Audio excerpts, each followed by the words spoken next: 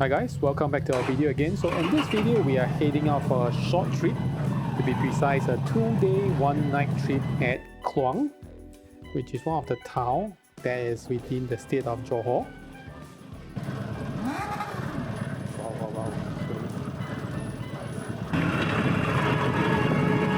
As usual, the causeway is always pretty packed, especially on the car side of the weekend. And riding a Harley is not ideal in this kind of situation. The engine gets pretty hot when you are stationary. So once we have cleared the checkpoint, we head up to the Asian highway and immediately we picked up speed. That was more comfortable. We delayed our start off point because of the bad traffic in the custom. So we are playing some catch up to Kluang. Initially, we were supposed to meet up with a friend to ride up to this later store and have breakfast together. However, he was here way before us due to the bad traffic. So in Kluang, you also find them selling a lot of nyong tofu. So the nyong tofu here is okay because it's left to room temperature, and the later was traditional, decent. The reason why we picked this later store was because it was pretty popular online, and also probably one of the reasons is that it opened pretty early. So after the breakfast, we continue to push on our journey through the B roads to Kluang.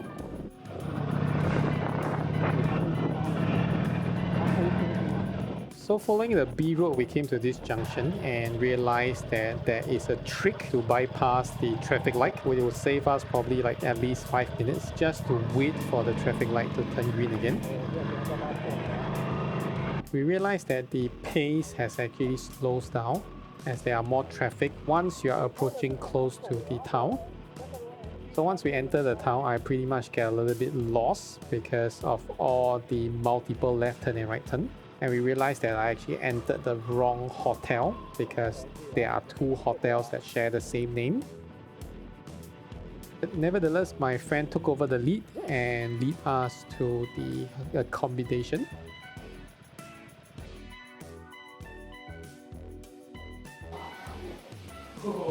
We're here much earlier than the official check-in timing, and we couldn't do early check-in, so we decided to go for a walk to grab a cup of coffee. But the store that we went to was closed. While we were randomly walking around, we walked past this local art street where there are local graffiti arts, wall mural.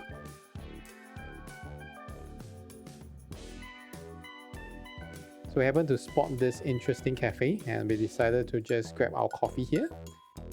So this is a sign that you get to see more and more nowadays in Malaysia. So after hanging out for a while, finally the time is up for us to check in. We went back, check in, and look around. The town is pretty quiet, but as a city dweller, we can't get our butts seated in the hotel, so we decided to head out to look for some food.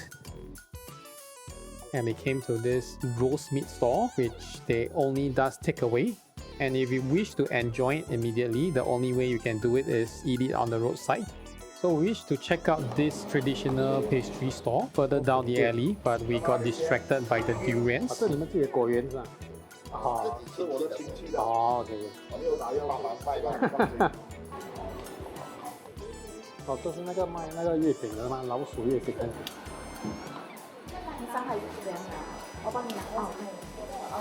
The pastry was pretty normal, nothing special, but the Shanghai mooncake is something I will definitely go back to buy during Mid-Autumn Festival. After all this quick bite, we decided to head down to something that has air condition. So we came to this Kluang Sunway Mall to just enjoy the aircon a little bit and see what's available.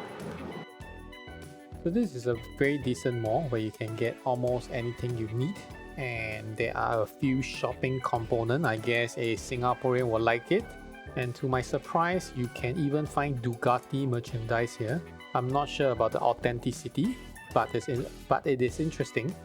There's also this fashion runway show organized by the local student in the design stream, I believe, which is very interesting. Something you don't see here in Singapore. Then after clocking enough time with the aircon, we decided to head out to some really local restaurant, get our dinner fix.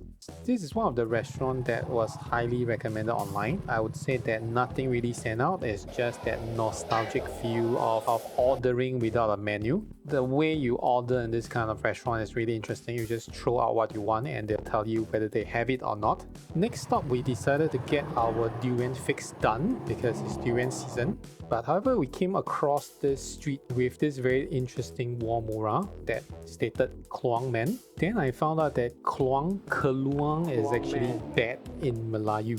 Thankfully, there are bad men here. Initially, we were waiting for them to offload the Mausan King, but however, we saw that offer on the local breed and we decided to give it a shot. Almost 7 kg for 100 ringgit. Tastes good, worth the value. There's one of our friend here does not eat durian, so she decided to have her fix on some desserts. After dessert, we decided to have a supper before we call it a day. So we head over to container style coffee shop. It was pretty quiet inside and nothing much really grabbed our attention. Then we found this local famous Ramly store across and my friend decided to grab it back to the hotel as his supper. As we are back in the hotel, we also noticed out from the window that there's not much car or lights being turned on the street, on the building. So it's a pretty quiet town. So we woke up on the second day morning, so it's still a very quiet town. You don't see much activity on the street. And we decided to go to this Kluang Real Coffee pretty early as we know that it will get crowded because this is like a tourist hotspot and you can have access to the old railway station. So it's something like a Bukit Timah railway. It's an old track that has been preserved just for sightseeing purposes. The oldest railway coffee in Malaysia.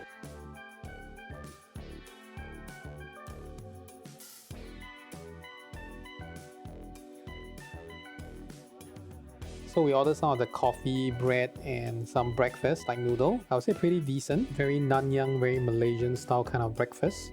I guess the key uniqueness here is just that iconic location of the old railway. And then we went to ride around the town and saw all these very heritage shop houses where there has this lion statue on top. Thereafter we head down to this famous Kluang coffee factory, as this is one of the hotspots for tourism in Kluang, and this is one of the famous local produce that everyone comes to Kluang will definitely come here to get something.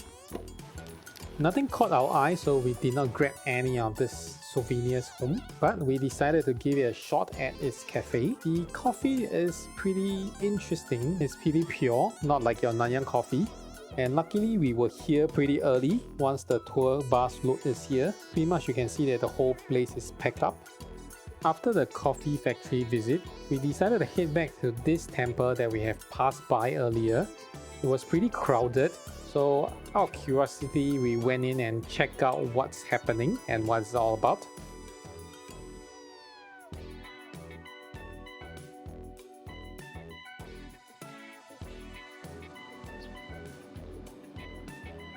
After spending some time being busybody in the temple, we head back to the hotel and pack up, and it's time for us to head back to Singapore.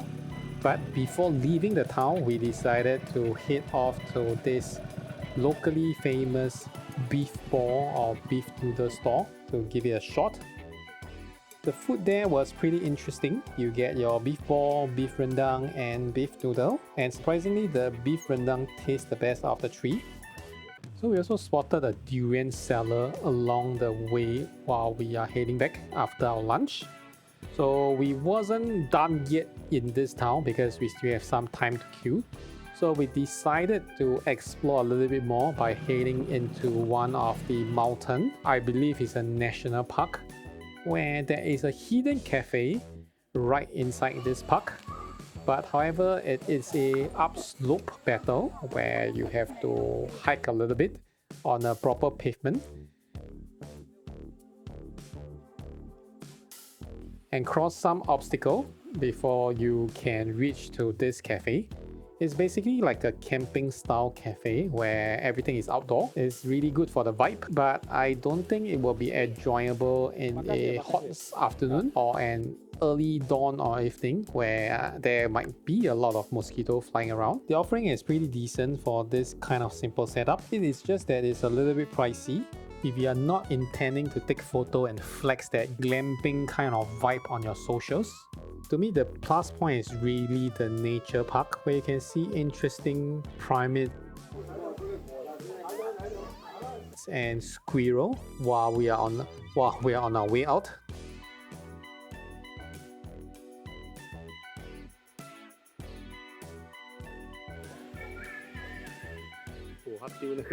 And we took more time than we thought we would by just looking at the monkey and the squirrel, to the point that we almost forgotten that we still have to make it back to Singapore by nightfall. Instead of using the same B road that we have used while coming over here, we decided to catch up in terms of time by using the North-South Highway. So we head straight to the North-South Highway down south back to Singapore or back to Johor Bahru.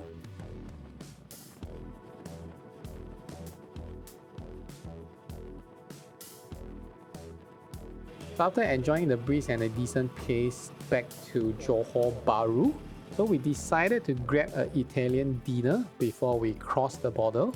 The food here was decent, value for money. And after the meal, back to checkpoint. Alright guys, thank you for watching this video. Hope you have enjoyed our video. Hope this video encouraged us to explore Johor more than just Johor Bahru.